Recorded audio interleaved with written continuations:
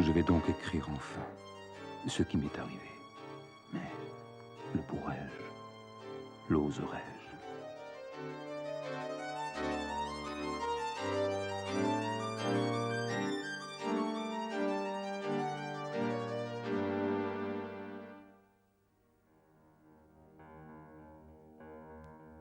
Un soir, en approchant de ma maison, un trouble bizarre me saisit.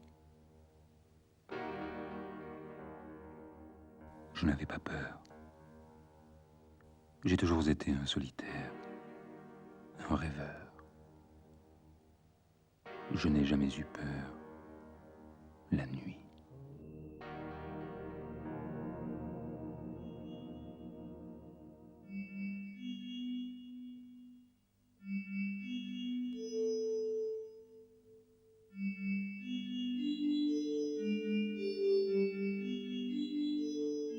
Qu'est-ce que j'ai donc?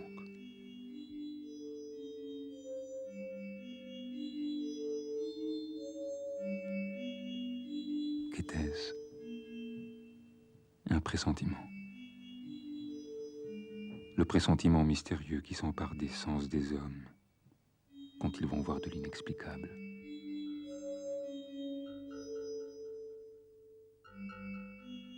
Peut-être.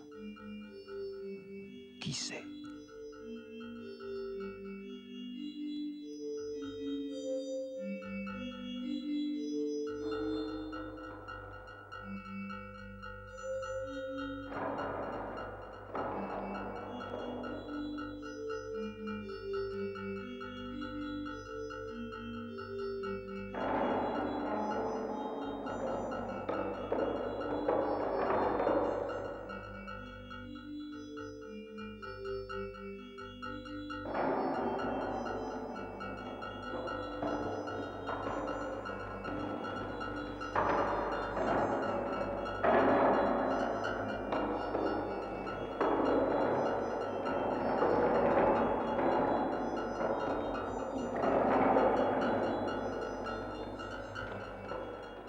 J'attendis longtemps, ne pouvant me décider à rien. L'esprit lucide, mais follement anxieux. Puis, soudain,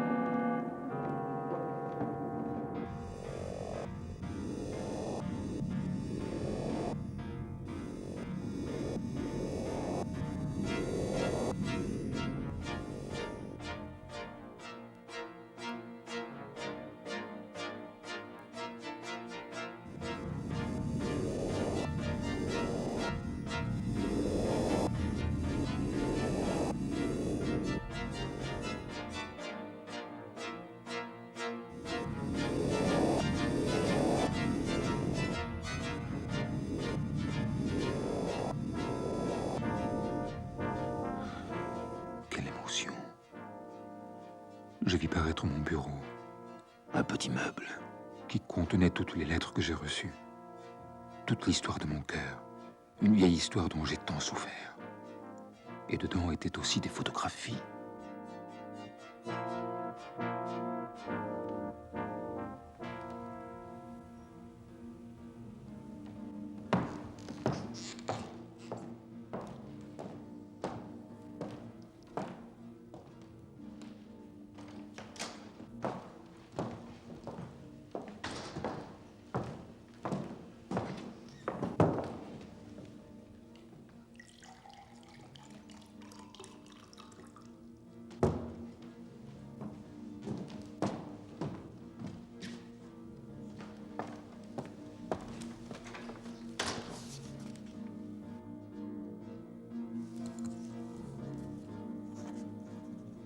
Soudain, je n'eus plus peur. Je m'élançai sur lui.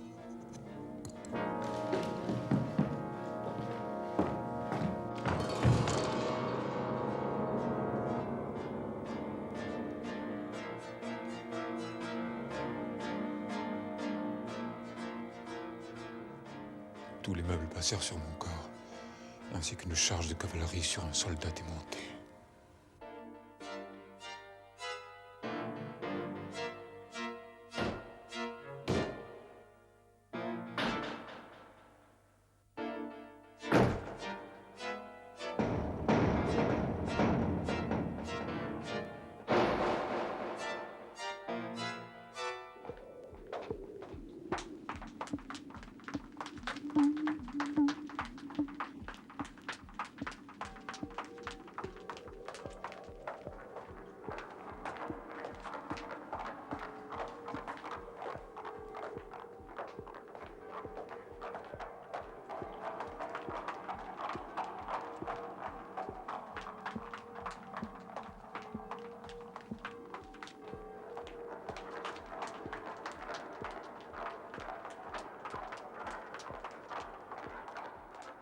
Je décidai de raconter que j'avais perdu mon trousseau de clés et d'ordonner qu'on prévînt mon valet de chambre dès l'aurore.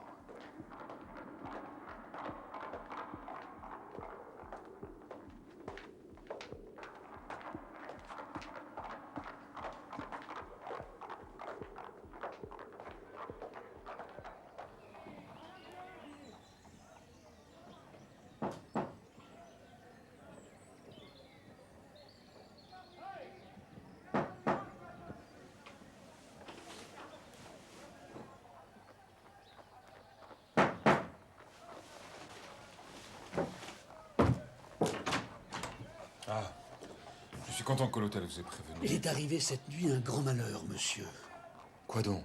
On a volé le mobilier de monsieur. Tout. Tout jusqu'aux plus petits objets. Alors ce sont les mêmes personnes qui ont volé mes clés. Il faut prévenir la police tout de suite. Je me prépare et je vous rejoins. Bien, monsieur.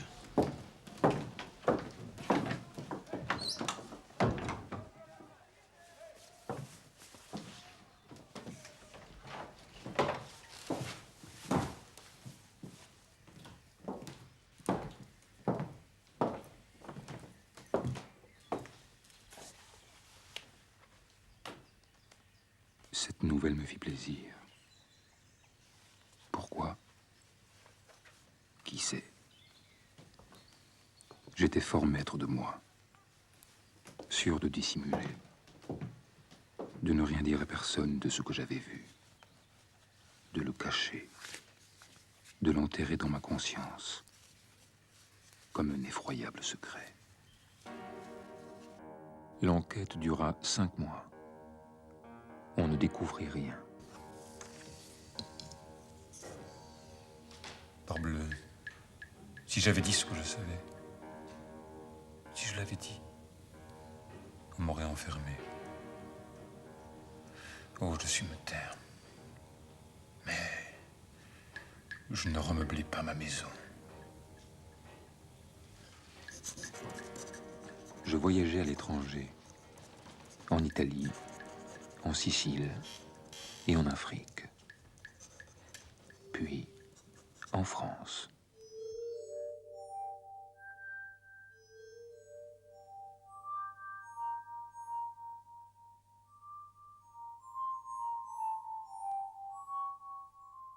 Je ressentis, en revenant sur le continent, dans cette cité d'antiquaire, l'étrange impression d'un malade qui se croit guéri et qu'une douleur sourde prévient que le foyer du mal n'est pas éteint.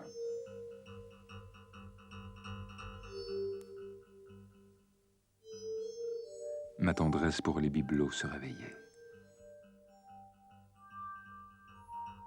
Oh, les singulières cavernes, pleines d'objets, dont l'existence semblait finie, mais qui, pourtant,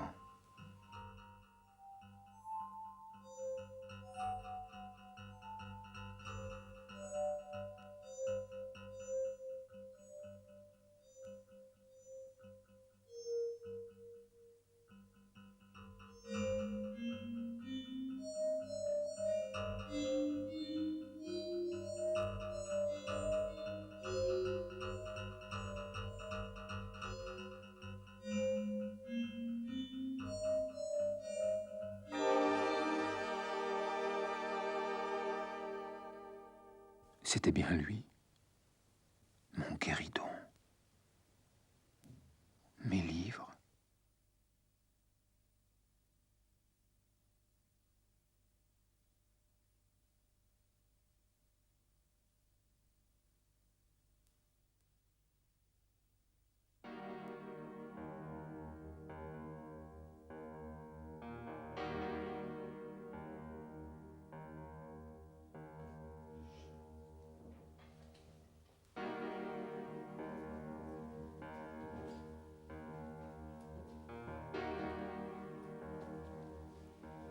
Mes fauteuils,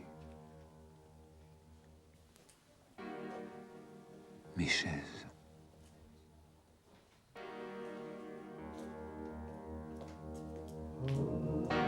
Y a quelqu'un?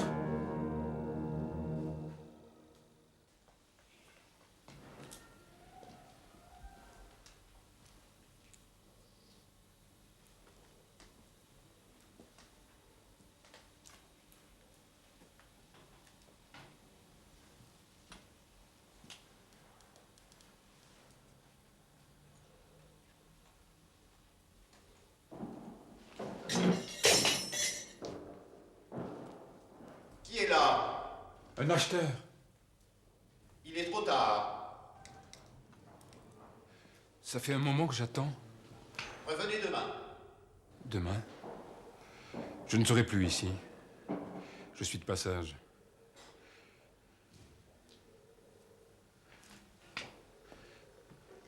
Je vous achète ces 3 chaises.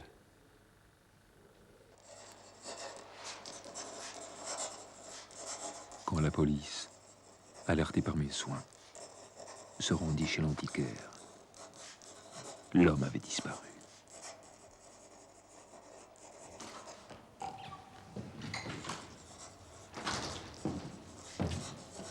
Vous n'avez rien vu? Et toutes les places occupées par mes meubles étaient remplies par d'autres.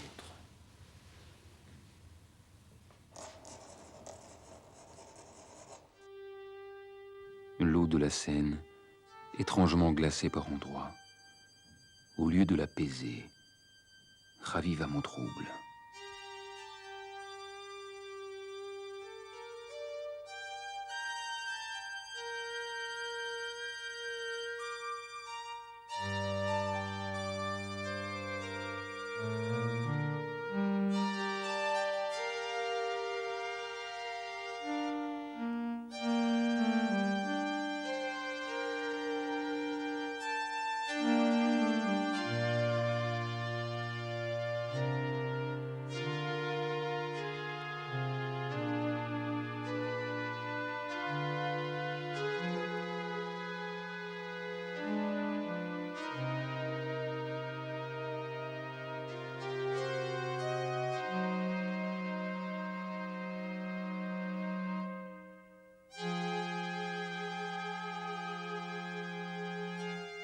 Monsieur, j'ai l'honneur d'informer monsieur qu'il s'est passé la nuit dernière quelque chose que personne ne comprend. Et la police, pas plus que nous. Tous les meubles sont revenus, tous sans exception. Tous jusqu'aux plus petits objets. La maison est maintenant toute pareille à ce qu'elle était la veille du vol. C'est à en perdre la tête. Les chemins sont défoncés comme si on avait traîné tout dans la barrière de la porte. Nous attendons monsieur dont je suis le très humble serviteur.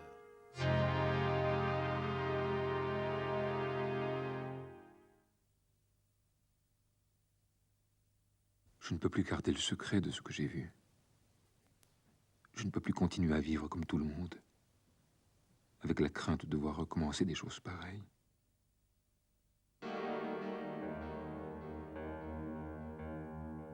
Je parlerai au médecin qui dirige la maison de santé. Je lui raconterai tout, à lui.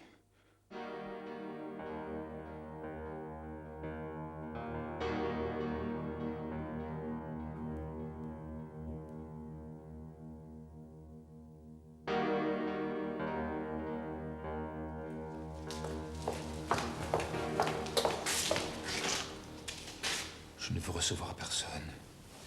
L'homme des meubles pourrait oser, par vengeance, me poursuivre ici. Je suis tranquille, enfin, presque. Je n'ai qu'une crainte. Si l'antiquaire devenait fou, on l'amènerait dans cet asile. Les prisons elles-mêmes ne sont pas sûres. Et s'il revient, qui pourra prouver que mes meubles étaient chez lui? Il n'y a contre lui que mon témoignage. Et je sens bien qu'il devient suspect. J'ai peur. Et on a vraiment peur que de ce qu'on ne comprend pas.